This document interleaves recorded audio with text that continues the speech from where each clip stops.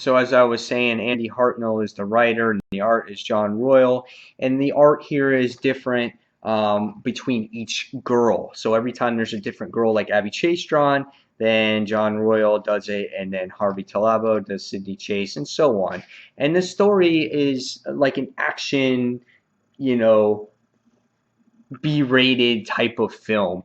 You got a bunch of girls which are espionage by the name of Danger Girl, and they go off and they do these special missions in each and every story arc that takes place. It's fun, it's entertaining, and I don't look for anything except awesome art in this book and great cover art by J. Scott Campbell. If you're looking for a different type of read with lots of action and nice, pretty art inside, you can check this book out. And this is probably an average book as well. 3.5 out of 5 stars. And that's Danger Girl issue number 4. Number 6, Hunger. The issue with this is that if you've never read Ultimate Universe before, you're gonna kind of be lost. I didn't read. The only thing I read in Ultimate Universe is Spider-Man, okay? So when I picked this book up and I saw Rick Jones in it, I'm sitting there going, Rick Jones? Really? Rick Jones? He's the savior of the universe? And the Watcher's like a totem pole with an eyeball? Like, what is that? You know what I'm saying? Like, I dogged this issue when I did an in-depth review. Now, I'm picking up the next issue because there is potential here. There is potential. This whole book was something that we already knew that happened. We already knew that Galactus was, the space-time continuum got messed up, and we knew Galactus crossed over to the other side. But yet they decide to show it again. Why do you need to show it? Set up the character in the book. If a reader's not familiar with Rick Jones, go more into in depth about what Rick Jones is and what he does and how he became what he became. And why make him such a slacker? Why is he such a slacker? Why has he got to go to Burger Shack? Why is he got to live? Why are they trying to make it funny? Why is it so weird? I don't know. I didn't know what I was expecting here. But at the end, it showed promise and it showed potential. Also, you got to see, like, I guess the Ultimate Universe's Galactus, where they're all these armada, like this ship and stuff, and then they like combined. I thought, which was pretty weird and cool. But it's like then it became just like this ultimate like now Galactus, and he's like, I hunger, and he's like, I'm hungry, and I'm like, okay, that's cool, I guess. So the artwork is really good in here. And I think it has potential, but for a first issue, it just didn't give you a lot of information except Rick Jones is the savior of the universe, and Galactus comes through. The Chitauri and the Kree was just kind of like I feel like a side story that really had nothing to do with anything. So I don't know. This was like I gave it a 2 out of 5, but it has potential, and I'm going to get the next issue. And if you're a fan of Ultimate Universe, then I understand why you guys might be excited about this because you may know more about it than I do. All right, so that was number 6. Number 5, Superior Spider-Man Team Up issue number 1. This book continues basically right off of Avenging Spider-Man. Superior Spider-Man's been gathering up Sinister Six team members from his past. He's putting them in little tubes, and he's going to get his old team back, I guess. Also, what was cool about this book is the book actually kind of references back to past issues of Superior Spider-Man on Spider-Man's behavior. All of us that are reading Superior Spider-Man are kind of like, how's he getting away with all this stuff? What's going on? Well, we know the Avengers put him on probation. And in this issue here, it sees Superior beating up all these superheroes. But there's this virus that's going on, and it's shifting from superhero to superhero. So the Avengers see Superior going after these superheroes, and they think he's doing bad things. But literally we know is that he is trying to prevent this virus from happening. So what happens is it actually buys more time for Superior to come up with his little inventions and do his little evil schemes or be superior and egotistical. So it just buys him more time. That's the only, gripe. It's like, oh my God, and the artwork in this book was lacking a little bit, lacked a little detail. Especially when you get an introduction of a new Spider-Man suit, you kind of want to show that suit off a little bit. and they kind of don't. It's kind of very bland, black and white or black and red, and not much detail in here. And I thought this book lacked detail overall. Um, and I thought here, Cloak and Dagger, this is reversed. You got Dagger who's black, and you got Cloak who's white, which it should be reversed. Am I right about that? So it was a solid book. Dark Avenger Inc. I did a sleeper pick because I think this can be a solid series. It is a team up book just like Avenging Spider-Man. However, there's an in-depth story in this that you're going to want to read. So I'm giving this one a 3.5 out of 5 stars. So moving on. I'm sorry, guys, if I'm a little short or seem a little agitated, but it's been a long day and this is my second time doing this, so I apologize. Number 4. What If Avengers versus X-Men? Guys, this is a fun series. If you don't want to look so into depth about something, this is for you. This is one of those books that it's like, God, if this could only be read in the real universe, but you kind of can't. And but I still read it anyway, and it's fun. You got Hope that has the Phoenix Force now, and little Magneto is harping in her ear saying, "You got to take over mankind. You got to do this, and you got to do that." And let's just say that he's successful in doing that. Hope is possessed, and she's looking to take over the Earth and making the whole Earth all mutants. That's basically what's going on here. Emma Frost rebels. She gets freaking, spoiler right here, she gets freaking shattered to pieces. I mean, she gets destroyed. Hope gets angry with her because of her betrayal. And what happens here is that she winds up getting changed into diamond form to try to protect herself. And Hope just shatters her. Oh, yeah, just that's it. Black Panther sacrifices himself. And it's pretty awesome. And at the end of the issue, you get to see Magneto and Hope actually come to Earth, and they're about to do this big epic battle between the Avengers and X-Men. So what happens at the end of this, I'm not sure, but we'll see soon enough.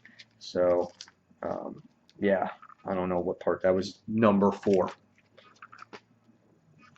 Top three.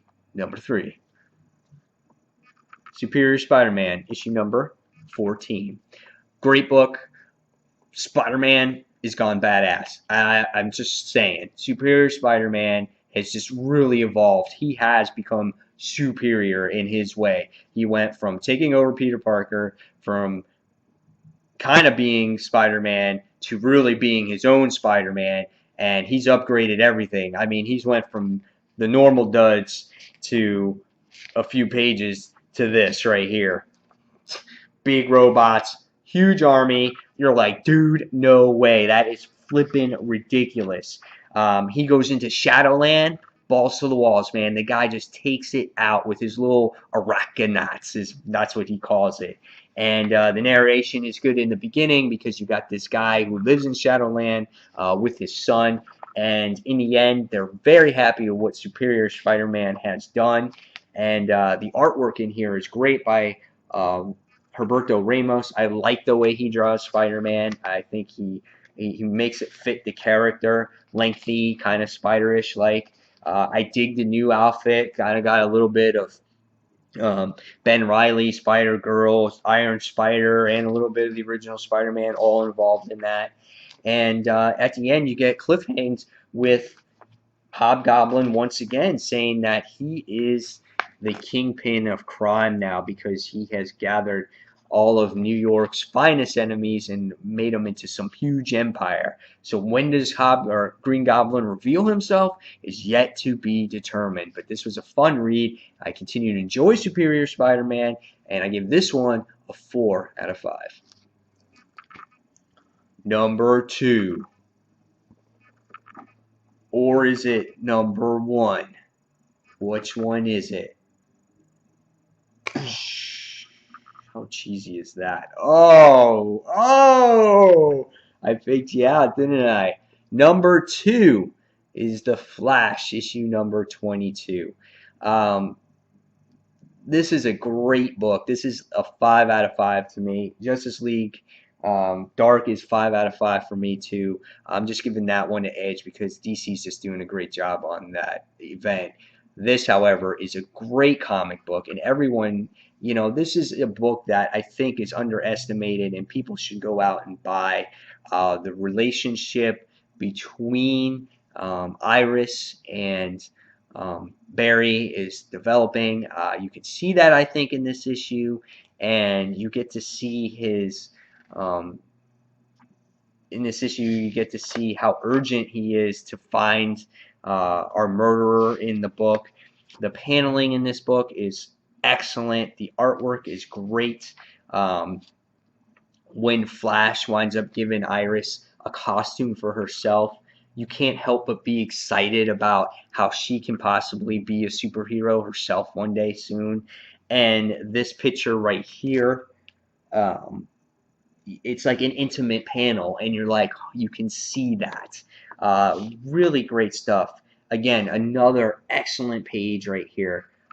This is where the book shines in its paneling. It's so I'm looking for a word for it, but it's so like current, so now. I really enjoyed it.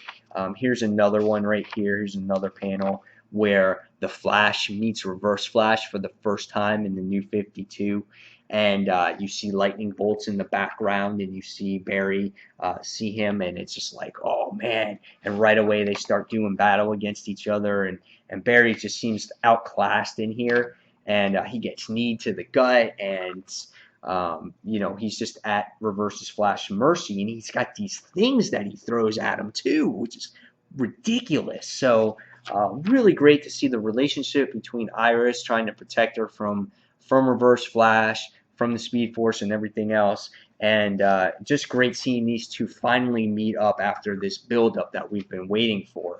And then the next issue is the Secrets of the Speed Force.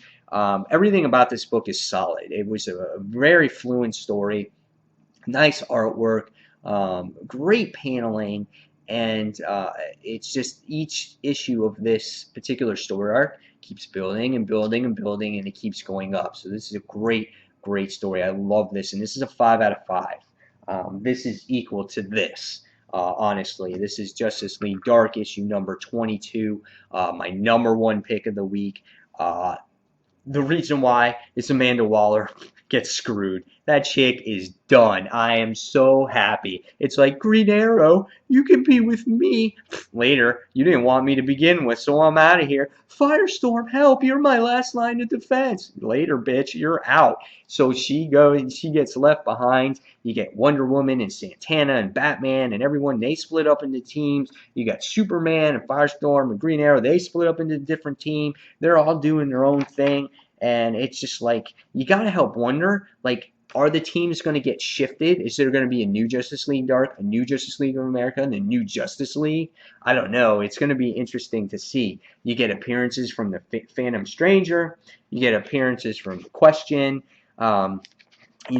Nothing has been answered though. It was just this mass chaos of issue.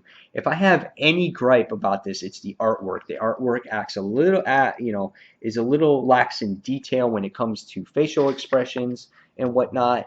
But however, the story just overcomes everything here. And this is an event that I hope we talk about 2-3 years from now, because the ramifications off of this event could be monumental. And I can't wait to see what happens. And it's great because this event is just a perfect size. It's 6 issues, got a couple little tie-ins in there, but it's just a monumental event, and it doesn't overwhelm you. It's a good story, and I cannot wait for the next issue. So this is why this continues to be #1 each week. I think last week it wasn't #1, it was #2, but this was an awesome issue and a great event. So guys, there you have it. There's my second or third time trying to get this up for you.